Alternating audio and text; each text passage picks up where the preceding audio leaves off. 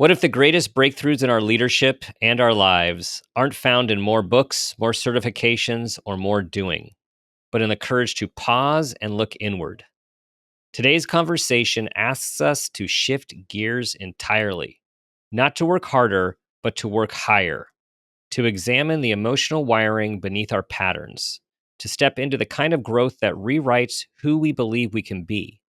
If you've ever felt stuck, burned out, or unsure why your old strategies aren't working anymore, this episode will meet you exactly where you are and take you somewhere you might not yet see. Enjoy the show.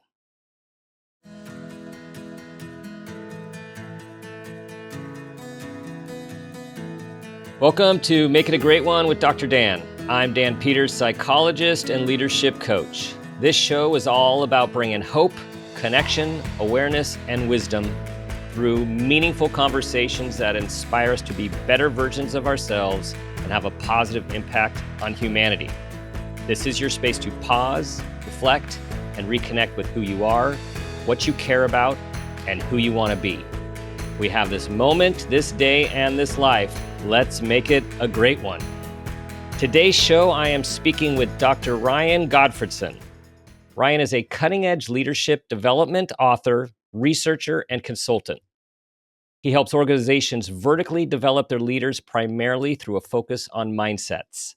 He's the Wall Street Journal and USA Today best-selling author of Success Mindsets, The Key to Unlocking Greater Success in Your Life, Work, and Leadership, and The Elevated Leader, Leveling Up Your Leadership Through Vertical Development.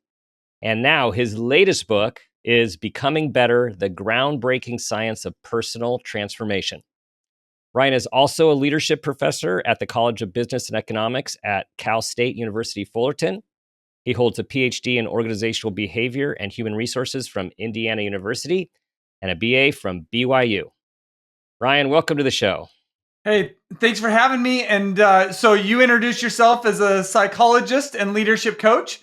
I see myself as an organizational psychologist and a leadership coach. And so I guess that means we get to geek out here. We totally get to geek out. And actually, let's just start there. Actually, since you brought that up, I'm going to start here, even though I thought I was going to hit it later.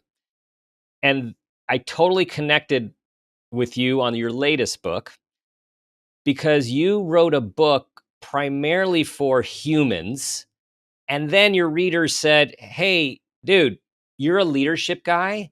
You got to add some leadership stuff to it. And I know on my journey too, it's toggling these worlds, whether it's the psychology world or whether it's the leadership world, and finding myself continuing to move more and more towards people and then trying to fit all the stuff in with that North Star. Yeah. No, I'm there with you. I think that, in my opinion, leadership is not about position. It's about one's ability to be a positive influence in the world around them. And so I think that everybody could be a leader, but not everybody sees themselves as a leader. And I just think that the ideas behind leadership development are ultimately the same ideas around personal development. So the book that I recently wrote, I wanted it to be for everybody. And it's designed to help people to elevate their being. Because what I've learned is if we could elevate our being, we could shine a brighter light in the world around us. And that's important for everybody, maybe especially leaders or people in leadership positions, but really it's for anybody who wants to become better. And that's hence the title of the book. We are in alignment. And I know there was a personal drive for writing this book as well. You as a husband, you as a father, and that also, I felt a lot of alignment there as well, because so much of my work over the decades has also been with parents. And then when I started to spend more and more time in the leadership space, what I realized, and I was like, wow, how did I not put this together in such a direct way? Parents are among the greatest and most important leaders that we have in our culture and our civilization, right? Raising the next generation of people. And to your point, and the personal aspect of this for you is like, how do we bring this all together to be better, to be the best people we can be? Yeah.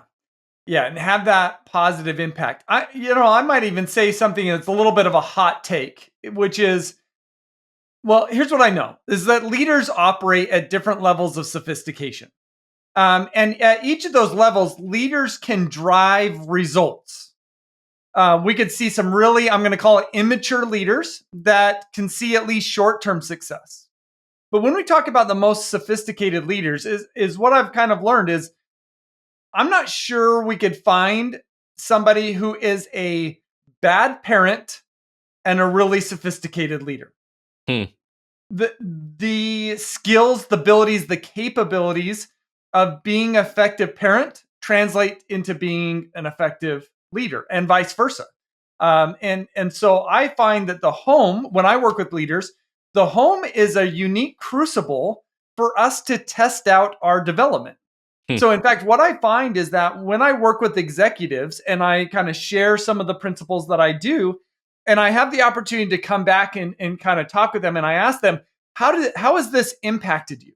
I would say 8 out of 10 times, the leader will first start talking about the impact it's had on his relationships within his family Yep. over and over again. And I just originally I didn't expect that, but now I've come to expect that.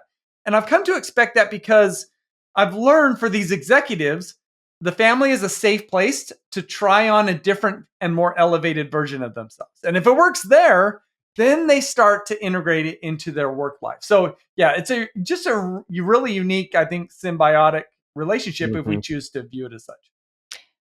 And in that vein, that's my experience as well. And I love it when people that we're coaching stumble upon the positive impacts in their personal life when they're Mhm. also trying to apply it at work, but it actually ends up getting applied at home, even when they're not intentionally doing it. And they're like, Yep. yeah, it's been a different exchange. There's been something different in the relationship. And this makes me smile Oh, inside. for sure. Because Yeah. I mean, ultimately, it's awesome having an impact on leaders and how they operate in the business world. But if we're improving their relationships with their spouse, with their kids, I'm not sure that there's anything more meaningful that we can do. So my introduction to you, to your voice, beyond your book, was listening to you on the Intentional Leader podcast not that Mm. long ago. And one of the things that just really struck me was your authentic passion about this topic, about leadership. And I was just wondering, like, I wanted to know where that comes from, where it came from, where it emerged from, and how it continues to be lit. Yeah, well, I still think I'm unpacking that a little bit, and maybe I'll give you a taste of that. But I took a class in high school that I don't think is offered at very many high schools. And the class was sports psychology. So I grew up playing basketball. That was my sport. And I was thinking, oh, this class is going to make me mentally stronger so that I could perform better on the court. Um, and and I was really excited for this class, but I had no clue what it was about. And in this class, the teacher had us read 4 books. We had to read Stephen R. Covey's 7 Habits, and then we could choose 3 other books, and they had to be related to sports psychology. So I read 3 books by basketball coaches, and they ended up all being kind of memoirs, but about leadership. So I read a book from by Pat Riley, Mike Krzyzewski, and then Rick Majerus. The greats. And I remember thinking after kind of taking this class and well, really in the middle of this, if I could write books like this for a career, that would be the ideal job. But I just had no clue like how to do that or if there's even a path. So, but I just remember feeling that way. And so I think it started at a pretty young age for me, just this desire to always want to get better, to push myself. And if I look back and if I'm being honest with myself and coming from a place where I've had to do some work on myself, is I recognize that my innate desire to be better, I think originally came from a place of so that I could be seen and valued more by others. So, what I've come to learn in my own kind of development journey is while my parents were always there for me physically, they went to almost every basketball game I played, they were rarely there for me emotionally. Mm. So I kind of came to learn, I don't know, 5, 6 years ago that I experienced emotional neglect as a child. And my pursuit of becoming better was a way to fulfill a need that my parents weren't fulfilling in my life. Hmm. Um, and I've since kind of changed my relationship with myself. I've healed a lot of that. I'm not saying I'm done healing, but what's interesting is I wrote this latest book, Becoming Better, and it came out several months ago, but I finished writing it a little over a year ago, really. And as I've been sitting with this, it's been interesting. Like I almost feel like in a deep seated way, I kind of wrote this book for my mom.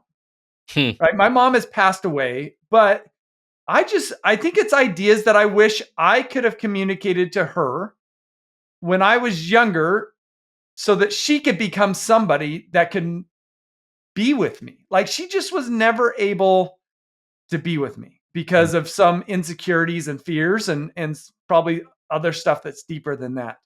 Um, anyways, I just bring that up partly because we've been talking about families, and Yeah. I Yeah. just know I recognize that my mom was lacking, and my dad was too. But really, I kind of wanted that love and affection from my mom that I just never got. And come to find out, is I'm probably not unique. That's there's a fairly large percentage of us who had parents that were Yeah. neglectful or maybe even abusive. Which, knock on wood, hopefully that's not the case, but it's just a part of some of our journeys. And I've learned through this process that becoming better as a person, as a leader, as a parent, as a spouse, ultimately rides on my ability to heal my mind, my body, and my heart. Hmm. And that's just something that isn't focused on in most development contexts, particularly leadership development contexts. Agreed. We're starting to hear more and more of it, thanks to the work of one of your mentors from afar, and one of mine as well, Brene Brown. And Yep. that I know you talk, you bring her into the book in all the right ways. That we are starting more and more to talk about human as leader, not leader as human, right? Like Yeah. position, as you're talking Yep. about, right? There is this growing movement, and just that you can come on here and have this kind of conversation is modeling for everyone, modeling for leaders. Like it is this level of authenticity and self awareness and courage, other things that you write about, that is needed for growth. And if we can't do it, how can we coach others to do it? And how can we be our best version of ourselves, for our family, for our kids, and everyone else we come into contact with?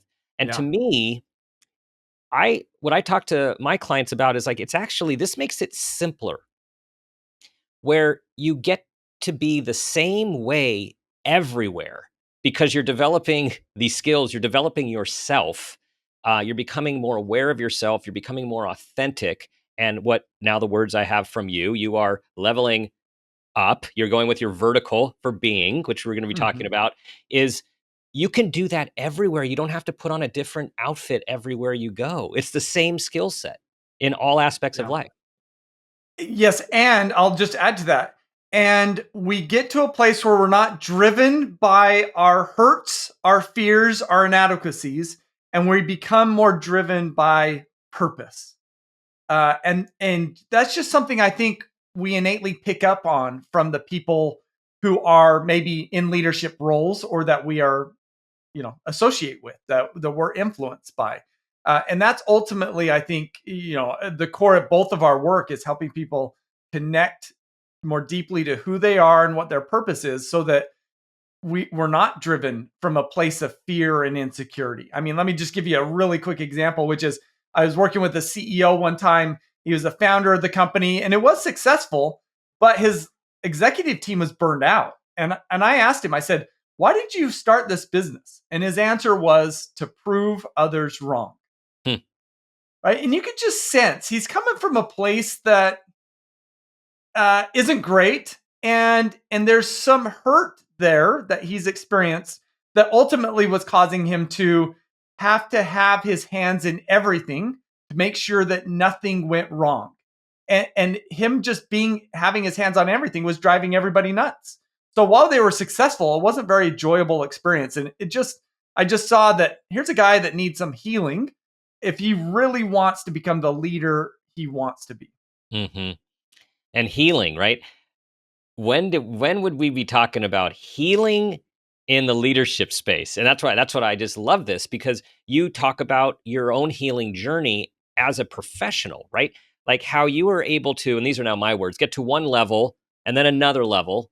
Mhm. And then at a certain level, as you were learning more about mindsets and starting to master them, being a master of teaching mindsets and then mastering your own after years, you hit your own like, okay, wait a second. There's something on this one mindset, this one that I can't get beyond. And that led you on your healing journey, which unlocked all this whole other level, um, or levels, which you are still going to be climbing as you grow and Yeah. develop. That without the healing would not have been possible for you.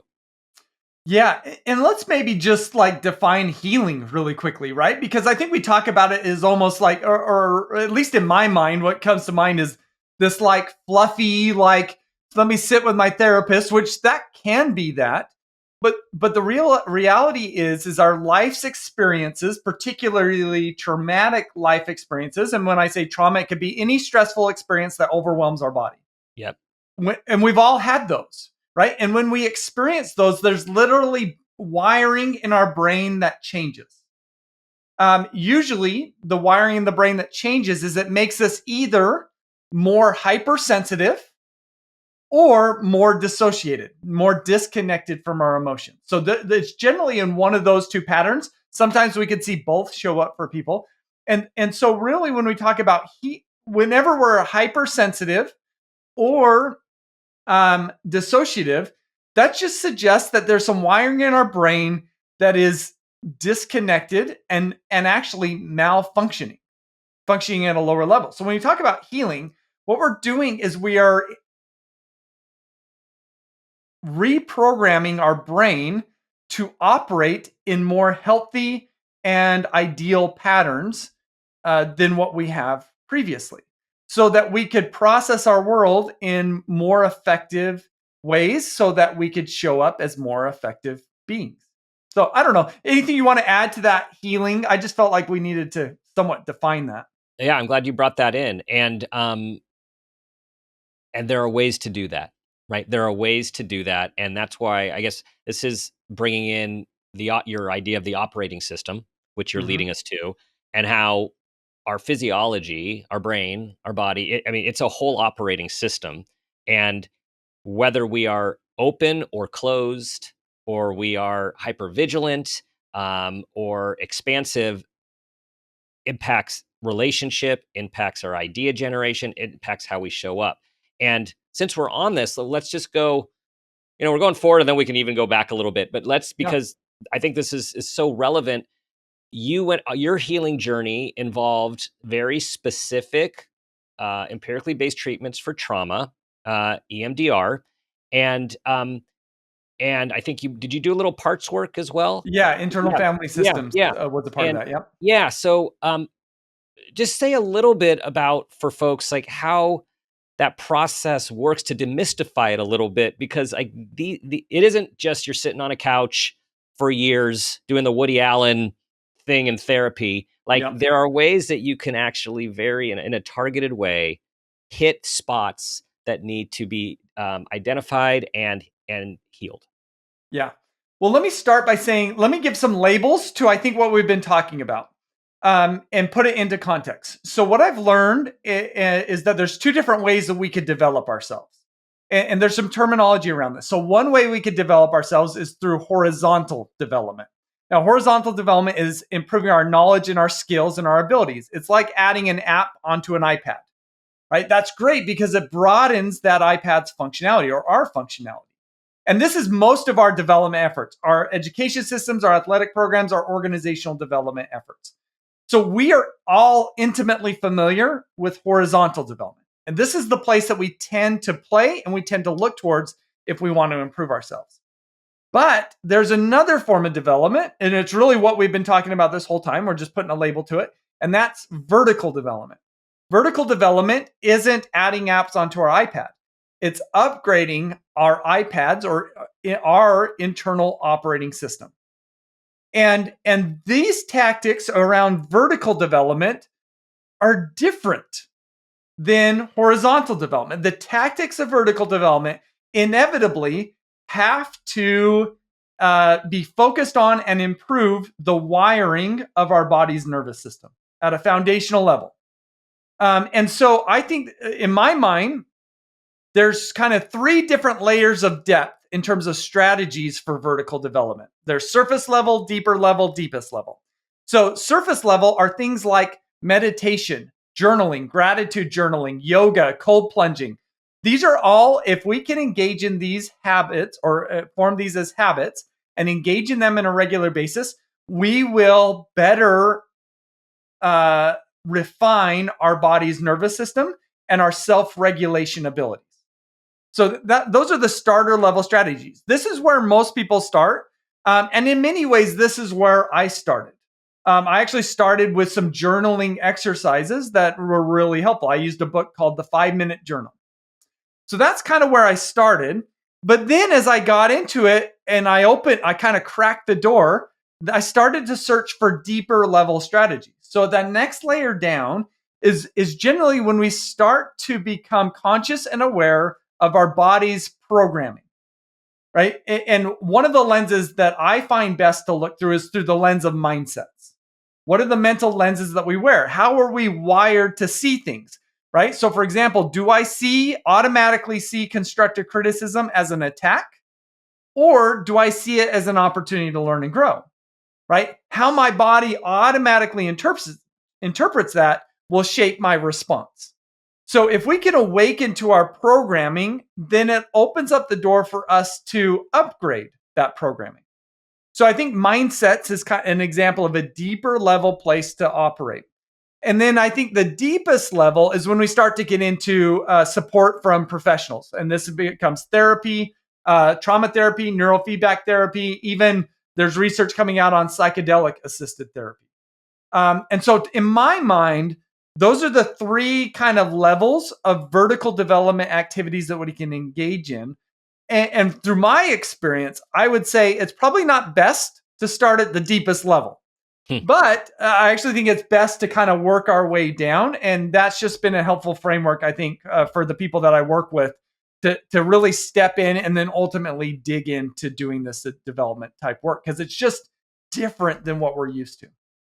And there's a readiness factor, right? The reason you started where you started is because that's where you were, right? Yes. And then after you got through that, you were ready for something else. And then you did a deep dive into mindsets. And you're like, whoa, there's a lot to this. And like you can integrate it personally, you can integrate it professionally. And then after you got as far as you felt you could get from a personal development with your mindsets, it's always work in progress, but then you went to the next place. You were ready. So it really is this process that we go through as we are learning and growing is what's the next step for us? What are we ready for? And when do we know? Actually, let me ask you that. When did you know, okay, I need something more? We're using the word deeper. I need to dig deeper. Yeah. Well, I think you inevitably come up against frustrations. So, in fact, one of the things that there's an expert in the vertical development space. In fact, he's kind of the one who coined the term vertical development. His name is Nick Petrie. At the time, he was working for the Center of Creative Leadership. And he said that in order to vertically develop, there's three things that must occur. The first one is a heat experience. And I couldn't agree more. We need to have a heat experience. Now, a heat experience can be something that occurs external to us, right? So for me, one of my heat experiences was I got fired from a job, and I never thought I would get fired. And I was forced to then wrestle with, I have the skills to be successful. Why was I fired? Right? And that forced me to start to look deeper into my mindsets. So that's what helped me to make that jump there. So we do need a heat experience. Now, like I said, it can be external. It could also be internal in the sense of, I feel like I'm ready. Like I want to intentionally do this work. And that could also be a heat experience. But that's where it starts. So we need a heat experience. But everybody experiences heat experiences. That doesn't necessarily mean that they vertically develop. So the second thing that we need is colliding perspectives. So in the aftermath of a heat experience, we then need to start to investigate our perspectives and collide them with other perspectives, alternative perspectives. And in the course of doing so, inevitably, where we will end up is in a more elevated perspective. And that's then the third part is elevated sense making. And that's ultimately the result. So heat experience, colliding perspective, and elevated sense making. At least according to Nick Petrie, are the three elements necessary for vertical development. And it feels right given my experience in my journey and then what I see with those I work with. Yes. Okay. So now let's go from some vertical and horizontal to the being and the doing, right? Let's talk like let's get to we're all trained to be, excuse me, we're all trained to do. We are all trained to do. That's what our society teaches us to do. We have to produce, we have to study, we have to get grades, we have to work hard to get on these different sports teams, these different performance teams, regardless of what we're into. It's all about more in our Western culture. Mm-hmm. And over the last several decades, we are getting more of the Eastern influence. We're getting more of the mindfulness. We're getting more of John Kabat-Zinn bringing Thich Nhat Hanh, the Dalai Lama, some of the great names. Of course, The Power of Now, Eckhart Tolle, is coming into this idea of being, but it's hard to be. It's like it's hard to focus on being and to see it as something that we should strive for, which is kind of counterintuitive, right? Striving to be. Your work shows it has profound effects on life and leadership. Yeah, let me share example, and this is in my book of a woman I worked with. Her name was Cheryl. So Cheryl, I got introduced to Cheryl from her manager. Her manager kind of came to me and said, "Can you coach Cheryl?" And I said, "Sure. Why?" And he said, "Well, she's been with us for about 10 years, and quite frankly, she either needs to move up or move out. And I really don't want to move her out. So can you help her so that we can move her up?" And I said, "Sure, I'll give it a shot." And so he connected me via email with Cheryl. And Cheryl responded and said, "Oh, I'm looking forward to this coaching. This will be great." And in the bottom of her email, she had a bunch of letters after her last name and a bunch of like stamped certificates and things like that at the bottom in her email signature. So what I saw was, here's somebody who's been engaged in a lot of development work. So when I got on the phone with her, I was essentially like, "I see you have a lot of degrees, you have certificates. Why do you feel like you need this coaching?" And she said, "Well, over the last 10 years, I have expected to be promoted. And every year when it comes up for my performance evaluation, I don't get promoted. And so I go get a different degree or a different certificate in an effort to get promoted." I was like, Horizontal, horizontal. this is horizontal, right? So what she's trying to do is what's familiar. She's trying to improve along what I call, to your point, our doing side. And that surely can be helpful, but really I found only incrementally so. And so I said, well, the work that we're going to do is we're going to do this vertical development work. And it's really focused not on improving along your doing side. You've done that work. We're going to start to focus on your being side. And so what that means is we're going to have to become aware of the programming of your internal operating system. And what I found as we dug into this with Cheryl is that while Cheryl was great at following directions, she really struggled to take initiative on her own. She just didn't have the confidence to do so. And as we dug into this, what I found was she has this belief that, and it's something that she carries within her nervous system. She has the belief that if I take initiative, I will fail. And if I fail, I will lose my job. And so this is what we discovered is some internal operating system programming that ultimately we need to upgrade. And addressing or adding new degrees, new certificates is never going to help her overcome her fears and insecurities. But if we could help her to overcome those fears and insecurities and help her elevate along her being side, of course, she's going to be able to now employ all those doing side abilities and skills that she had developed, and ultimately unlock that for her. And So what I found is that if we could help people vertically develop, upgrade along their being side, that can be transformational, which is just really cool to see when we're able to make that happen. Yeah. Well, and what these have also often been called are the soft signs, right? Like, or the soft attributes, the soft Yep. characteristics, and yeah, it's so counterintuitive to think what we're going to work on is you sitting with discomfort, and what we're going to work on is you saying something when you don't completely have your thought or the solution um, articulated yet. Yep. It's yeah, it's so against what people are taught, and yet the growth that occurs when one gains this inner confidence and these skills, like it's gaining skills which create the confidence, which then, as you point out, she can use her skills that she already has, so many of them, so much more effectively. But really, it's about her being seen differently as well. Yes. Well, here's something that comes to my mind is an article that I read recently. I've done a decent amount of work with healthcare organizations. And sometimes I get the opportunity to work with doctors and not just administrators. And doctors are clearly somebody who has improved a lot along their doing side. They've done a lot of horizontal development. And so they're very capable individuals. But the article that I came across was from the New York Times, and it talked about how nowadays people are going to artificial intelligence for medical diagnoses before they go to their doctor. Hmm. And so the New York Times did some research and they asked, why do you go to artificial intelligence?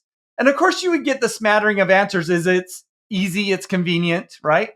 But by and large, one of the primary reasons that they found that why they would go to Chat GPT for a medical diagnosis is because they say Chat GPT hears and validates my perspective. Hmm. And they just don't feel like they get that from their doctor. So here's doctors that are really skilled on the doing side. But what this exposes is not a lot of doctors are very high along their being side. Like when we talk about things like empathy, compassion, emotional intelligence, patience, those are being side abilities. Those are not doing side abilities. And so what we're running up against is we've got doctors who are very far out on the doing side, but limited on their being side. And that's ultimately, turning people away. And then Hmm. they're going to chat GPT. So I think that that's an interesting, anyways, that's what came to mind as we've been talking Yeah, about this. that's fascinating because I saw on LinkedIn today, I got a feed. One of my colleagues wrote a piece about that, that exact Mm, same thing, and about trust.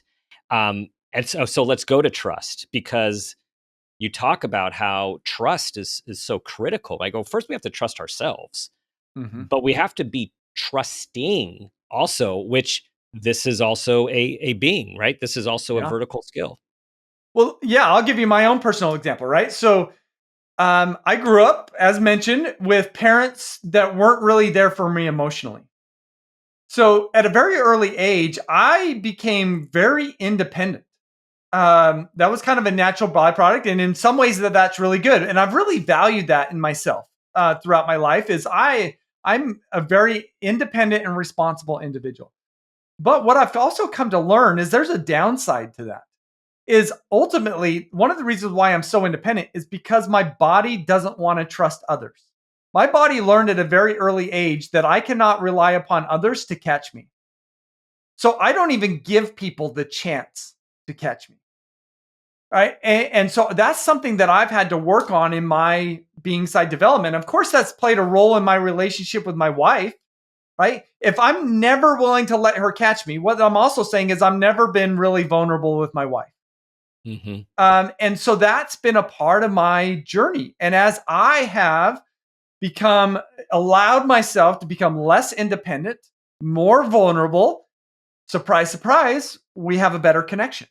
Hmm. And so I think if you would have asked me 5, 10 years ago, am I a trusting individual? I would have said, yeah. But the reality is I wasn't. And in fact, I've just got some stuff in my past that makes that more difficult for me than I think for others. Hmm. But awakening to that is what has opened the door for me to actually work on it. And so here's what I've learned. When we talk about things like trust, emotional intelligence, mindsets, everybody thinks that they're good, right? And I think we're ultimately, it's kind of the Dunning-Kruger effect. It, at least that's how it was for me, is I think I'm good until something happens where I'm fired, and then it hits me like a ton of bricks, like, oh, I'm not as good as I thought I was. Hmm. But that's a critical step to us. That's the heat experience that allows for us to engage in the vertical development efforts. We don't know what we don't know. Yeah. We don't, and then that's where the universe gives us information, whether it's internal or external, which actually pushes us, and that like pushes us to the next level of growth. And that's where, whether we're in a parenting situation and trying, we don't want our kids to suffer, to have failure, to have all the tough stuff, which we may or may not have had. When we're in the world and we see a mistake or a failure as devastating, it really is, with going to the growth mindset, is like, what is the opportunity here? Like, what is the opportunity that I have here that I can learn that I did not see before? Right? It's like a light Yeah. is shown that it wasn't there prior to some of these experiences. Yeah. Well, let me give you an example that connects into some of the research that I've done. One of the mindsets that I focus on in my work is the difference between a fixed mindset and a growth mindset. And if you know anything about these, right, you know that a growth is more optimal than a fixed mindset. And if I were to go to a group of 100 leaders and ask them, do any of you have a fixed mindset? Right? Do you think anyone would raise their hand? I don't. Hmm. But what I found, because I've got a mindset assessment, in fact, it's free on my website if anybody wants to take it. What I found working with leaders is, on average, in organizations, 60% of leaders have a fixed mindset. And what that means is that their body feels a lot of pressure to look good and only do the things they know they will be successful at. So they have a tendency to hold on to what's worked in the past, and they're resistant to embrace new ways of operating. Right? If we have a more of a growth mindset, we're not going to be focused on how we look. We're going to be focused on how much we learn and grow. And I just know that leaders in this day and age feel a lot of pressure to always look good. And that incentivizes more of a fixed mindset. So I think leaders are, I think they're trying their best, they're doing their best, but they operate in an environment that actually incentivizes a fixed mindset. And so it shouldn't be a surprise that we find that. But it's kind of a rude, I'd say a tough pill to swallow when I work with these leaders and they get their results. They're like, I don't have a fixed mindset. Well, I know you don't think that, but let's dive into this a little bit further and let's see if you have any blocks that are holding you back from being more innovative, creative, and future ready. And generally, it's we can uncover some of those things pretty quickly. Well, and this whole idea of becoming better, as we're talking, I'm really seeing one's mindset, or one's perspective about becoming better is is based on how they see their horizontal and their vertical, or their being and their doing line, right? So a lot of times the becoming better is more stuff, more things, more accolades, more awards, more Yeah, training, work more degrees. harder. Yep. Yeah. And that the idea of becoming better is to ascend the vertical line, Mm, ascend these characteristics of compassion, openness, awareness, presence, right? yeah. Presence alone. And how do you find, this is loose here, what percent of the people that you start to work with are thinking at all about the being line and elevating being, versus like how much you have to talk them into versus they're ready?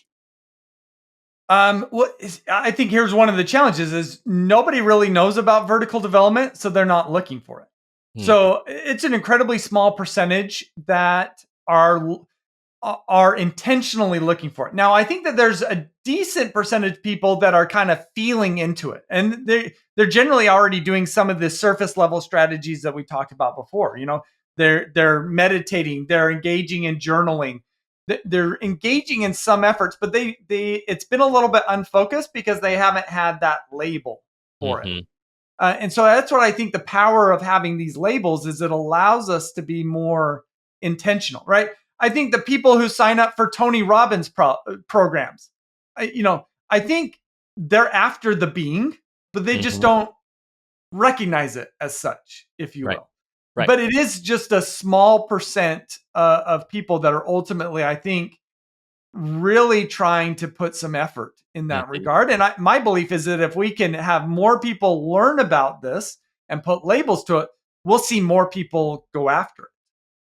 Absolutely. And I think the work, your work, Brené's work, and so many others who are in this, I would say, subspace, which Yeah. hopefully is going to keep taking over the space. The research validates the approach, that the approach leads to the results. Yeah. I had another guest on last month, and her book and her approach is about surrender leadership.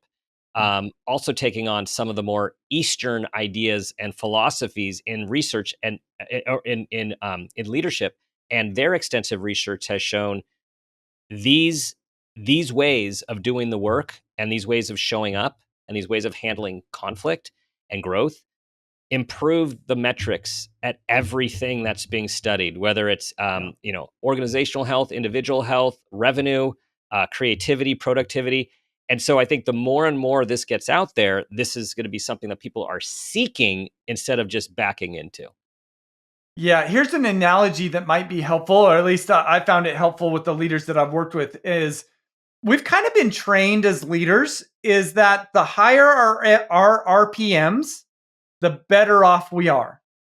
And so what I find is that most of the leaders that I work with are operating. If we got a 5-speed transmission, I think manual transmission here, and we got 5 speeds, most leaders are in fourth gear. Now, fourth gear is great because in fourth gear we could go really fast. We could generally drive on the freeway in fourth gear, um, and we could accomplish a lot. And when we're in fourth gear driving fast, one of the things that happens is right, the RPMs are up and the car is like shaking a little bit, right? In a way you can feel the speed. And what I've learned, and I've had to learn this myself, but most leaders, we get addicted to that feeling of speed because it's a signal that we're progressing.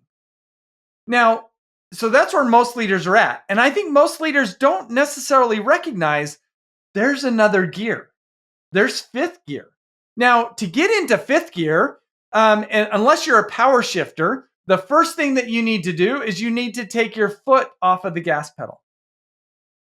And that's generally the last thing leaders want to do, right? That's really scary because if my RPMs drop, then bad things will happen. And so, but if to get in the fifth gear, we have to lift our foot off of the brake or the gas pedal. We have to stick in the clutch, shift into fifth, and now we can put our foot back on the gas pedal.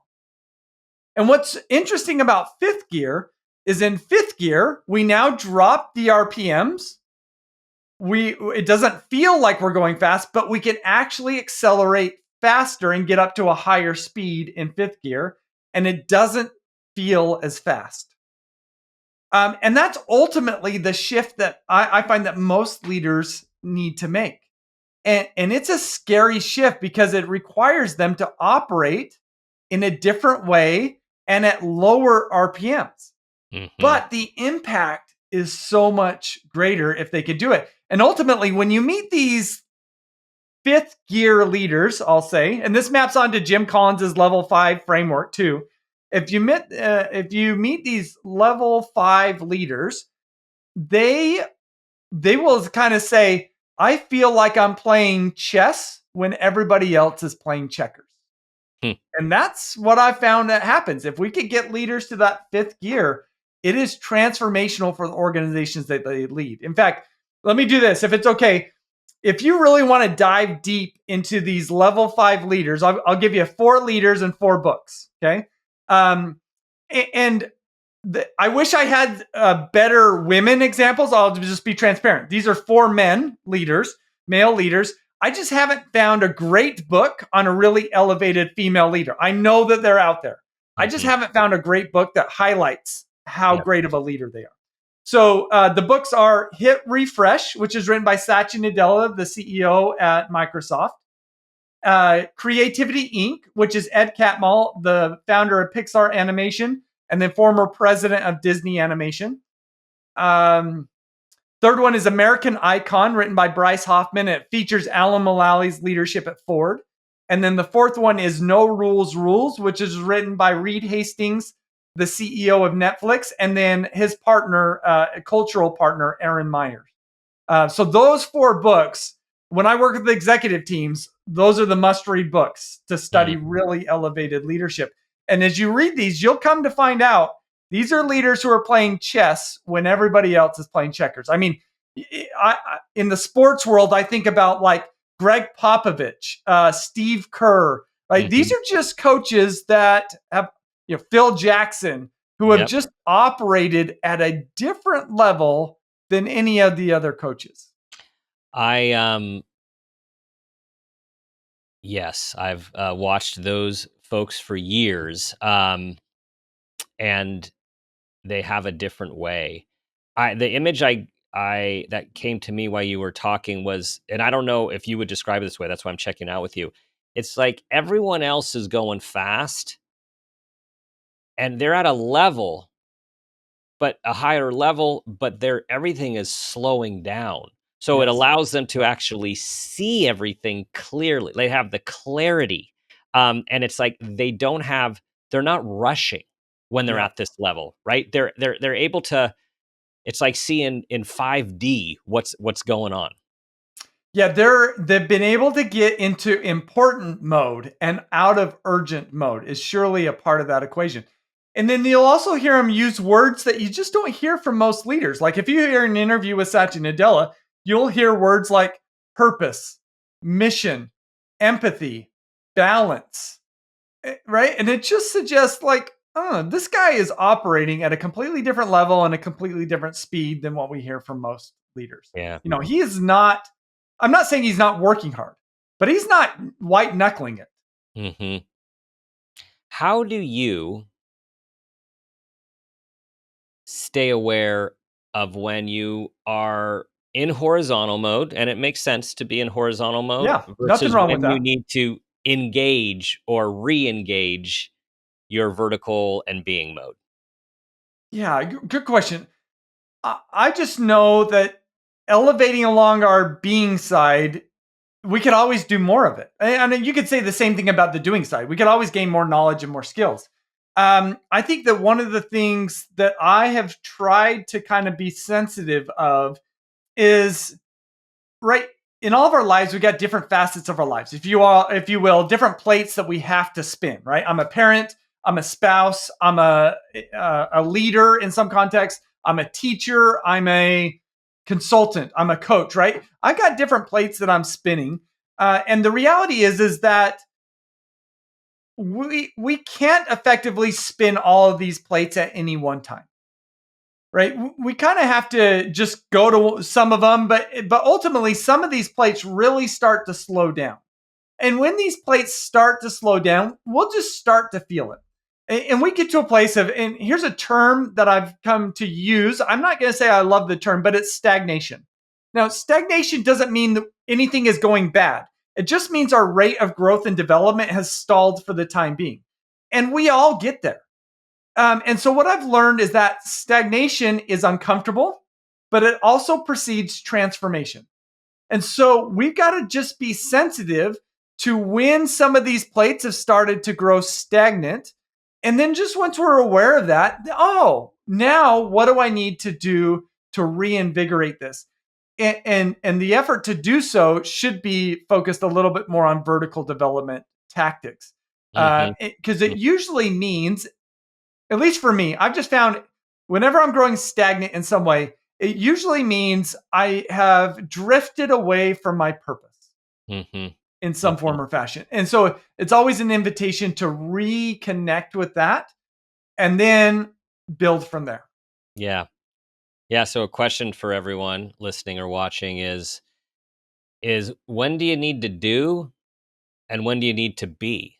And there's a time for both, but I think what we're talking about here and what Ryan, you spent a lot of time in your work cultivating and teaching is we're trained to do a lot more doing than we really probably should be doing, and not enough being when we're not even trained to even know what being is. And so Yeah. I would you agree that it's probably hard to do too much being? I mean, if we're talking about being in the way of the model, like we're being mindful, we're being present, we're being, we're being grateful as opposed to like sitting on a couch and doing nothing. That's not what we're talking about in terms of being, right? Yep. Even though there's Yep. a time for that, everyone. There's a time for that. So it's sort of, I think it's a really useful lens. And it's a simple lens for us to even ask that question for that increased self-awareness, which is, am I doing or am I being? Am I doing Yeah. too much? Am I doing too little? Am I being enough? And where can I focus my attention right now? Yeah. You brought up the term self-awareness. Here's what I've learned is that the deeper we go inward, the higher we go in terms of our being side altitude. And so I think just a question for us to consider is, what are you currently doing to deepen your self-awareness? Uh, and if you're doing something there, that suggests I think we're, at least something, then we're doing some being side work. Hmm. Um, and so I just know that, and I've been there. I think our body oftentimes resists diving in deeper because oftentimes there's stuff there that our body doesn't want us to uncover.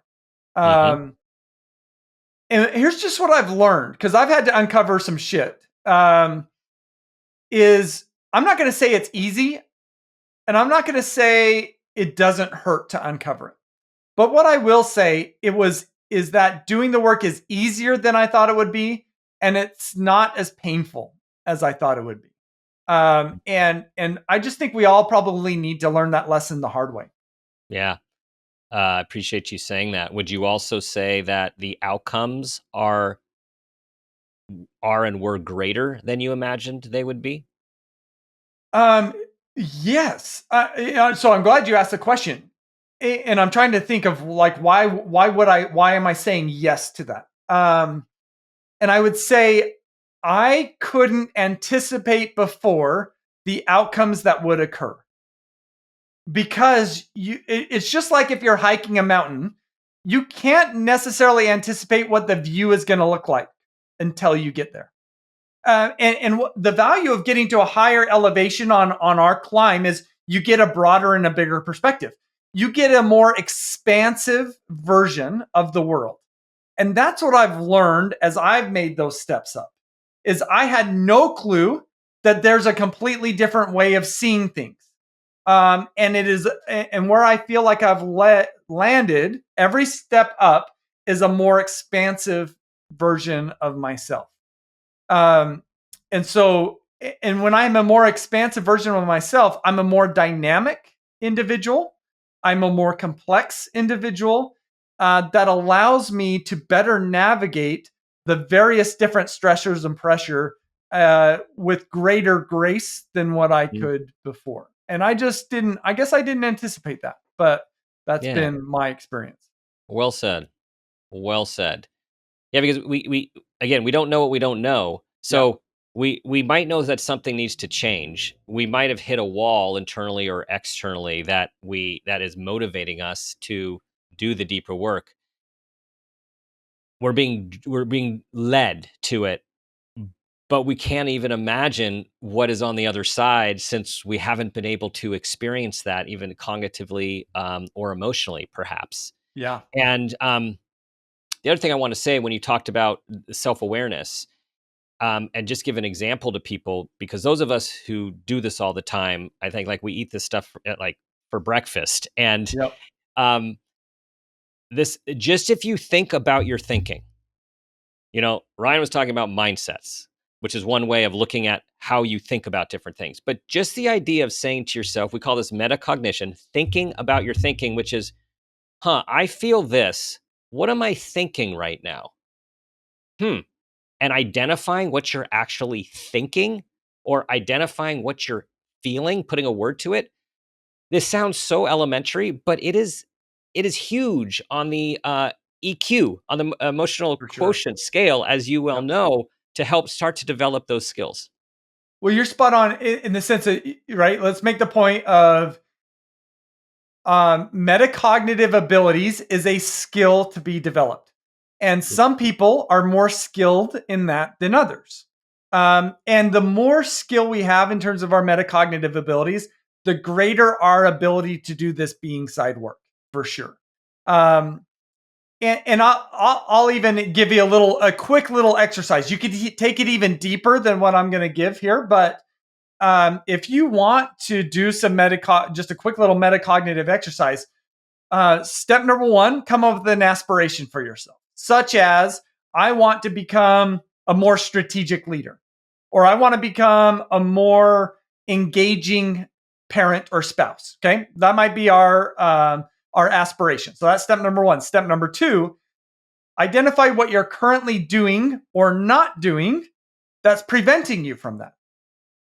Right. So, for example, I might say I want to become a more engaging spouse, but what I'm doing is I'm hopping on email at 8 o'clock at night as opposed to going and spending time with my wife. Right. That might be what I'm doing. And then the third step is just ask yourself why. Mm-hmm. Why are you doing that? What value, what rewards are you getting from this? And ultimately, is that the value and the rewards that you want in the long term? Again, we could take it deeper and really unpack it, but just those three steps I think are really manageable for us to do at any time. Agreed.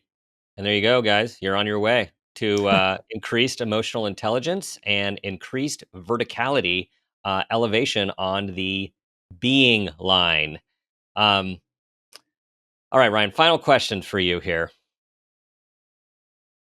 How did writing this book and sitting with it over this past year since you finished it um, help you become better? Good question. Um, For me, I think one of the reasons why I write books is it's a really great way for me to learn and then figure out a way to articulate ideas in a way that's not only impactful for me, but for others.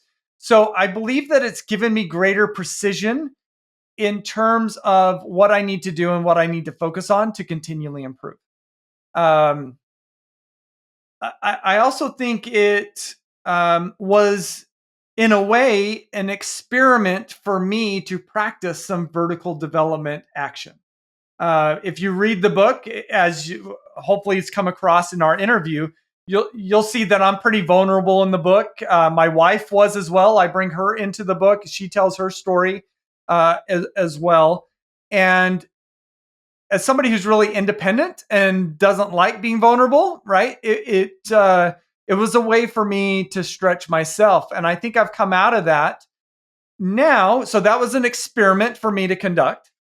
I've come out of that with a greater sense of healing because here's what's happened. Maybe surprise, surprise, right? I guess I was a little leery, but the more that I've been vulnerable, the more others have caught me, right? In the way that they say, thank you for telling your story. I resonate with it. Or thanks for telling your wife's story. That's really been something that spoke to me. Right. So I've just learned that there are people that can catch me. Yeah. And so it allows me, I think, to be more confident that I could bring my true self to situations like this where we're having this Yeah. interview. Yeah. Excuse me. And you have. And it was one of the things I felt when I listened to that interview that I referenced. And it's my experience of you today is you have a lot of knowledge from your research, from your writing, from your teaching, from your consulting. And you're here right now answering these questions. Like you're right here right now answering these questions, and you're answering questions even when you don't know where you're going to end up, which is the ultimate vulnerability, right? Like you don't have to be right, you don't have to be precise. You're being real, you're being authentic, And that allows you actually to bring in the combination of who you are, your vertical line, with your horizontal line, all the knowledge and skills that you bring to this. And that, to me, is the ultimate way to show up. Well, thank you. Well, thank you for creating the space for this. As I look back on our conversation, yeah, I would say in an ideal world, we probably could have told this story in a more linear fashion, right? I just don't think that the ideas we brought forward has necessarily been linear. But at the same time, I think I would like to think, and hopefully the listener feels this way, is we brought um, meaning in a way that may not have come out if we had done this a little bit more scripted and a little bit more linear. So I appreciate you guiding us in this journey, and again, just creating the space for us to connect here. Great. Yeah, and I thank you for saying that. I completely agree, because I have my notes here, and when I take my notes, when I do all my research, which I do in my methodical way, that's how I prepare. And then what I've learned is, what I try to do is engage in, facilitate, and be a part of a meaningful conversation, which you just referenced, and see where it goes, with the trust that it's going to go in the place that we need to, in a way that is going to have a positive impact for people listening. And so you actually nailed it without me even thinking about it. Is like it was a windy road, and holistically we got there in a hopefully authentic way. Yeah, I think so. Yeah, yeah. Well, tell everyone where you have your free assessments on your website. You have a really comprehensive website. The books, your services, your work. Tell everyone where to go. Yeah, RyanGottfredson.com. If you could spell the name, good luck. Right? I won't spell it. You can probably find me. Just type in success mindsets or something. You'll be able to find it. So go to my website. I've got some free self-assessments and then a whole host of resources available, access to my books. In fact, I'll give this as a plug to anybody, right? In fact, I've developed a couple of new assessments recently. They're stagnation assessments at an individual and team level, so you can find information there. If you go to my website and take one of my assessments and you reach out to me, I will gladly hop on a phone call and just walk you through your results, or we could just touch base really quickly. So Awesome. I'm happy to connect with anybody that may be listening and want to take this to a deeper level. Well, that's a unique opportunity, everyone. So we will have all that in the show notes as well. Ryan, thank you for the work, for your enthusiasm, for your passion, and for you modeling growth. And not only growth, but growth we're elevating. We're all going to elevate on the being side with you. Let's do it. Thank you.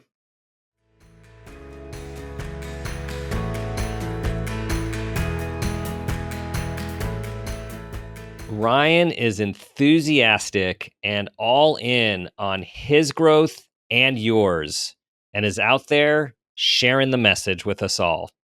Here are 5 key takeaways for this conversation.